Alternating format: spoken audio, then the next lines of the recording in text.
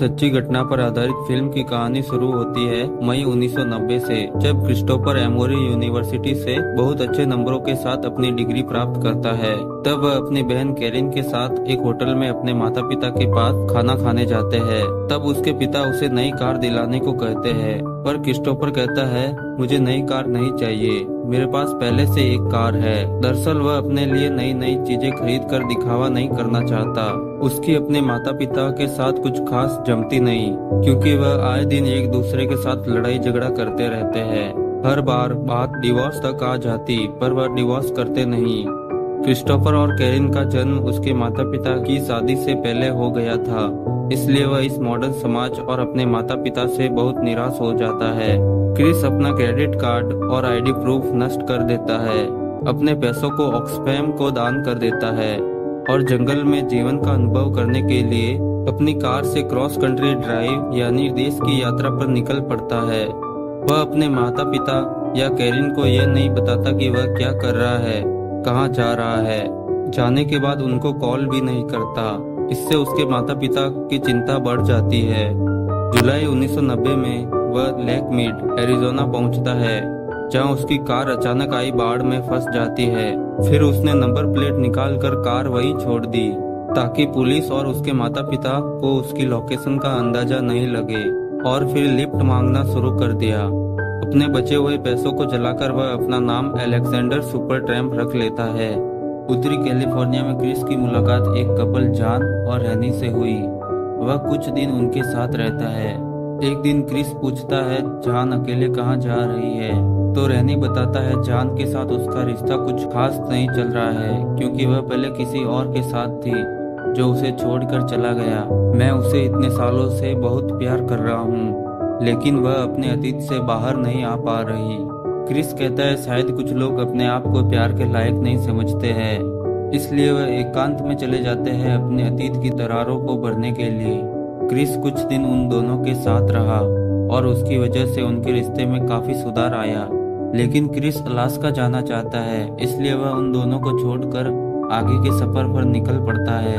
सितंबर में वह south Dakota पहुंच जाता है। वहां पर उसकी मुलाकात वैन वेस्टरबर्ग से होती है, जिसके पास बहुत बड़े बड़े खेतों की फसलों को काटने का कॉन्ट्रैक्ट होता है।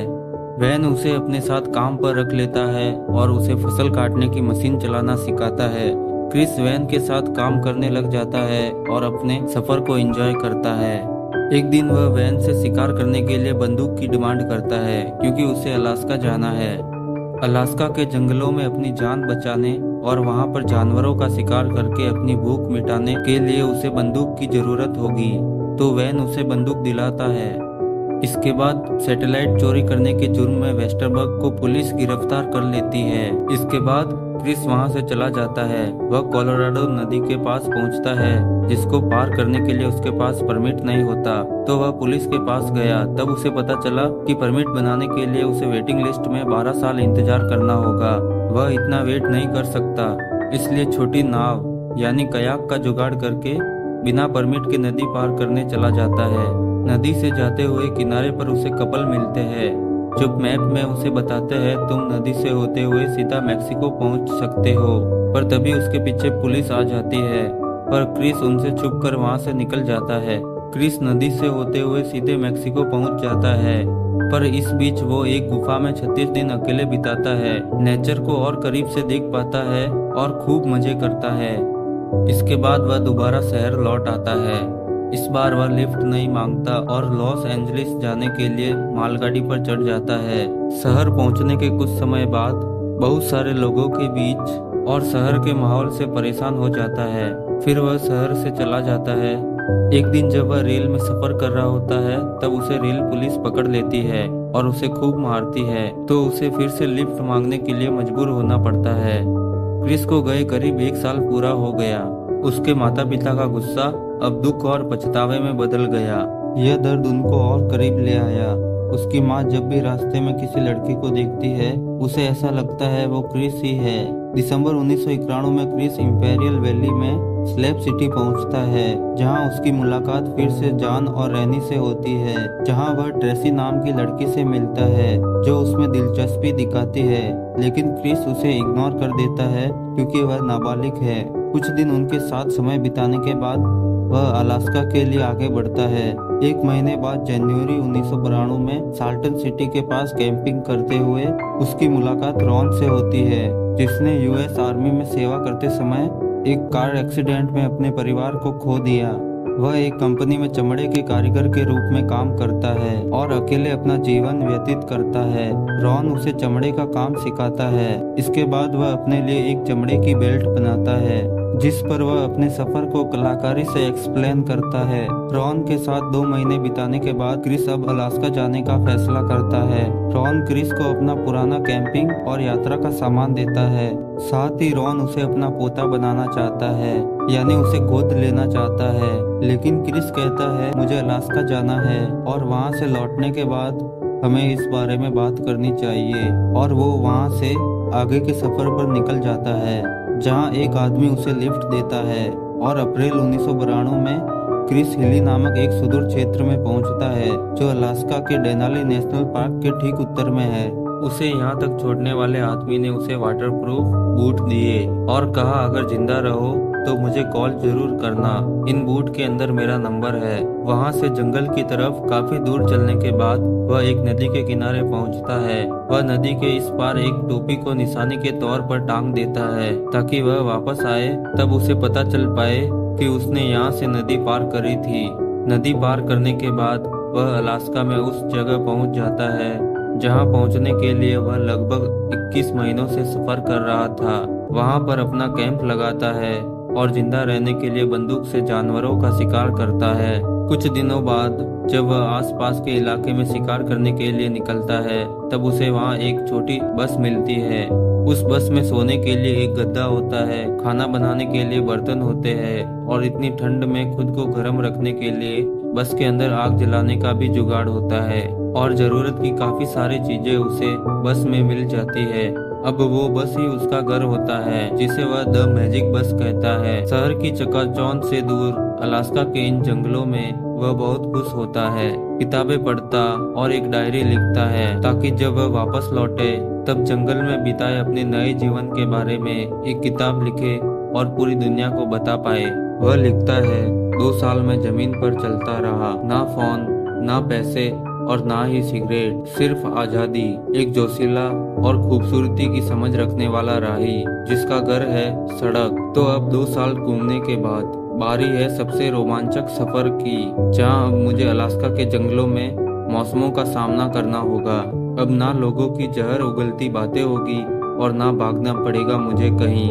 जमीन पर अकेला चलकर जंगल में खो जाऊंगा। अलेक्जेंडर सुपरट्रैम्प, मई 1992। मैजिक बस में रहते हुए उसे 2 हफ्ते हो गए। शुरू के दिन उसके लिए नॉर्मल थे, लेकिन अब उसका राशन धीरे धीरे कम होने लगता है, इसलिए वह कम खाना खाया करता। धीरे धीरे दिन गुजरते रहे। वो आसपास के छोटे जानवरों का शिकार करता रहा। कम खाना खाने की वजह से अब उसका वेट कम होने लग गया। उसने जो बेल्ट पहन रखा था उसमें वह बार बार छेद करता, क्योंकि उसके कमर की साइज धीरे धीरे कम होने लगी। जमीन पर रहकर जीने की कोशिश करते हुए एक दिन वह अपनी राइफल से बड़े मूस का शिकार करता है। वह मूस के मांस को ज्यादा दिनों तक बचा कर रखना चाहता था, लेकिन मांस को सुरक्षित नहीं रख पाता। उसमें कीड़े पड़ जाते हैं और वह कुछ दिनों में खराब हो जाता है। वह बहुत दुखी होता है और उसे एक बात साफ साफ समझ आ जाती है कि कुदरत के आगे इंसान की एक नहीं चलती। जंगल में रहते हुए अब 2 महीने बीत गए। तब वह एक किताब पढ़ता है जिसमें लिखा होता है, मैंने बहुत कुछ देखा है और अब लगता है जिस खुशी की तलाश थी मुझे वो मिल गई।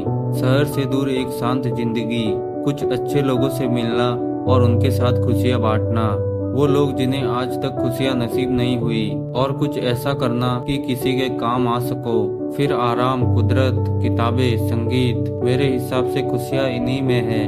और फिर इन सब से कई ऊपर आपका एक साथी और शायद बच्चे भी। एक इंसान को इससे ज्यादा और क्या चाहिए। इसके बाद क्रिस यह फैसला करता है कि सच्ची खुशी तभी मिल सकती है जब उसे दूसरों के साथ शेयर किया जाए। और अब वह जंगल से अपने दोस्तों और परिवार के पास वापस लौटना चाहता है। हालांकि वह देखता है सर्दियों के दौरान उसने जिस नदी को पार किया वह पिघली हुई बर्फ के कारण चौड़ी, गहरी और तेज हो गई और अब वह उसे पार नहीं कर सकता। हार कर घबराया हुआ वह बस में वापस लौटता है और सो जाता है। अगले दिन उसे बहुत जोरों से भूख लगती है। वह शिकार के लिए बाहर निकलता है तो उसे एक भी जानवर दिखाई नहीं देता, क्योंकि मौसम में आए बदलाव के कारण सारे जानवर वहां से जा चुके होते हैं। हताश होकर क्रिस जड़ों और पौधों को इकट्ठा करके खाता है। वह गलती से एक जहरीले पौधे की जड़ खा लेता है, जिसके कारण वह बीमार होने लगता है। वह इतना बीमार हो गया कि ठीक से खड़ा भी नहीं हो पा रहा। वह हिम्मत जुटाता है और मुश्किल से पीने के लिए नदी का पानी लेकर आता है। तब उसके सामने एक जंगली भालू आया, पर उसने क्रिस को कोई नुकसान नहीं पहुंचाया और अपने रास्ते चला गया। अलास्का के जंगलों में रहते हुए 4 महीने बीत गए। जहरीला पौधा खाने और बहुत दिनों से भूखा रहने के कारण अगस्त 1992 में क्रिस अपने आखिरी दिनों में लिखता है, happiness only real when sad.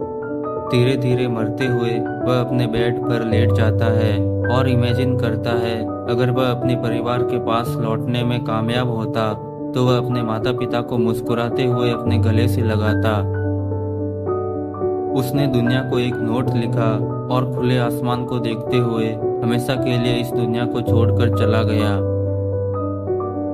Christopher Johnson, जिनका जन्म 12 फरवरी 1968 में अमेरिका में हुआ था और अगस्त 1992 में 24 साल की उम्र में अलास्का के जंगलों में इनकी मृत्यु हो गई और 6 सितंबर को उनका शरीर, जिसका वजन केवल 67 पाउंड यानी 30 किलोग्राम था, एक शिकारी को बस के अंदर मिला था।